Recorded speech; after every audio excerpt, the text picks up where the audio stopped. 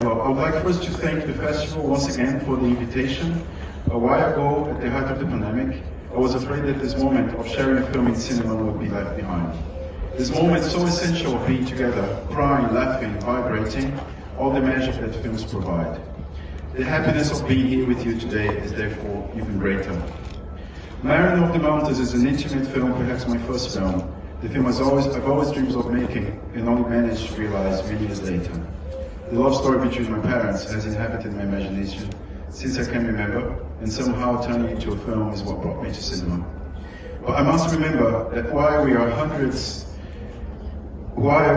here, hundreds of thousands of Brazilians are dying due to absolute disregard of this fascist government in conducting the pandemic.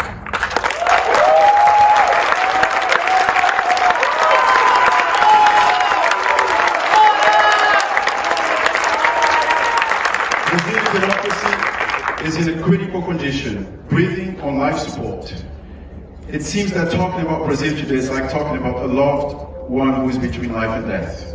Urgent action is needed to stop this government whose greatest feature is to destroy and kill deliberately.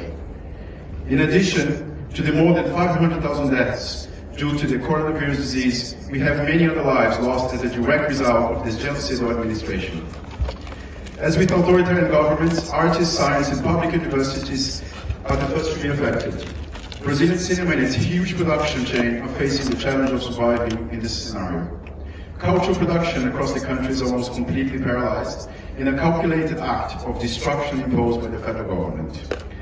Making Mariner of the Mountains, I came into contact with the atmosphere of the 60s, both in revolutionary Algeria and in Brazil, which resisted the dictatorship. I'm not talking about nostalgia here. I'm talking about vitality, about the capacity to dream. Going back to that moment showed me how being able to think about the future is something that cannot be denied. I hope that this film somehow helps us get in touch with this need.